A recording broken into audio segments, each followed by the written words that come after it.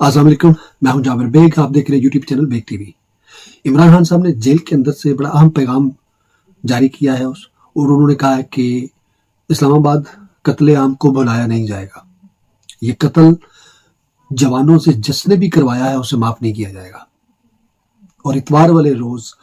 पूरी दुनिया में शुहदाए इस्लामाबाद मनाया जाएगा।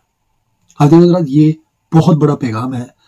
उन लोगों के लिए जो इस्लामाबाद कत्लो गारत गरी में मुलव्वस थे। ये गोली क्यों चलाई वाला जो ट्रेंड है वो न सिर्फ हुकूमत के लिए बल्कि उनके लिए भी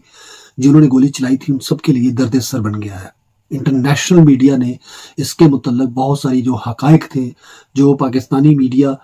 सामने लाने से डर रहा था, वो इंटरनेशनल मीडिया ने या वहाँ के जो बाहर के जर्नलिस्ट थे वो सब कुछ सामने ले आए हैं। जैसे कि अमेरिकन जर्नलिस्ट हैं मुर्तज़ा साहब, और वहाँ के जो एक अखबार है उस पे जो एक आर्टिकल के ज़रिए उन्होंने जो सारे हकायक बयान किए हैं उससे बहुत ज़्यादा लोग इस वक्त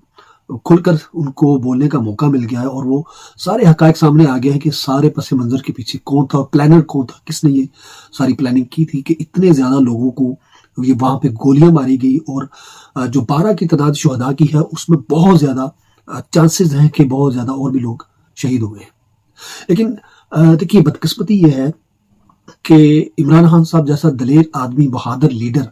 जो जेल के अंदर से बैठकर भी बहुत सारे माफियाज के खिलाफ अकेला लड़ रहा है, लेकिन बाहर की जो क़यादत है वो अभी तक उनके जो इतनी ज़्यादा हलाकतें होने के बाद भी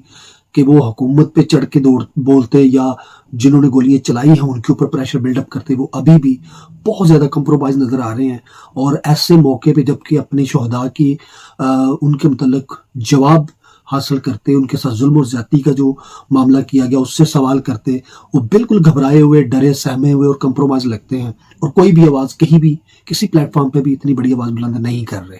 तो ये खान साहब की बदकिस्मती और हमारे पाकिस्तानियों की बदकिस्मती है कि इस तरह के लोग जिनको क़यादत सौंप गई है वो बाहर आके बिल्कुल धीमे, डरे सहमे और ऐसे लगता है कि जैसे किसी और के स्क्रिप्ट पे काम कर रहे हैं, लेकिन वो नाम इमरान खान साहब का इस्तेमाल करते हैं, उनकी पार्टी को इस्तेमाल करते हैं, लेकिन वो इस लायक नहीं है कि उन्हें इस तरह के ओहदों से नवाजा जाए। कि इमरान खान साहब जैसा लीडर, उसको जब वो अंदर जाके मिलते हैं तो पूरी बात नहीं बताते, जो अंदर से पैगाम आता है तो वो बाहर पैगाम भी नहीं लेके आते। ये बड़ी बदनसीबी है कि पीटीआई की जो क़यादत बाहर की है, गौहर साहब हैं, उमर यूसुफ साहब हैं और इस तरह के दीगर जो 2-3-4 बड़े नाम हैं, ये वो लोग हैं कि जो बिल्कुल भी ना तो एफआईआर कटवाने में कामयाब हुए, ना कोई तकरीर, कोई ऐसी प्रेस कॉन्फ्रेंस करने में जिसमें वो खुलकर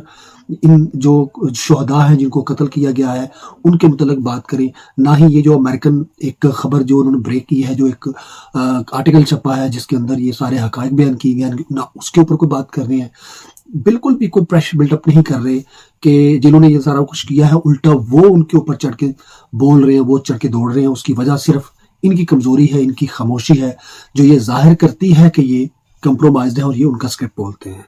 तो ये संडे वाले दिन जो खान साहब ने एक कॉल दी है शुहदा के लिए वो पूरी दुनिया में अब किया जाएगा और वो चाहते ये हैं कि 26 नवंबर को जो जुल्म हुआ उसको किसी भी तौर पे भुलाया ना जा सके और इस वाक़े को दबाया ना जा सके। तो ये अभी तक की अपडेट है कि ये मामला अभी खान साहब तो नहीं दबने देंगे, लेकिन जो बदकिस्मती से खान साहब के जो लोग हैं वो इसको दबाने में लगे हुए हैं।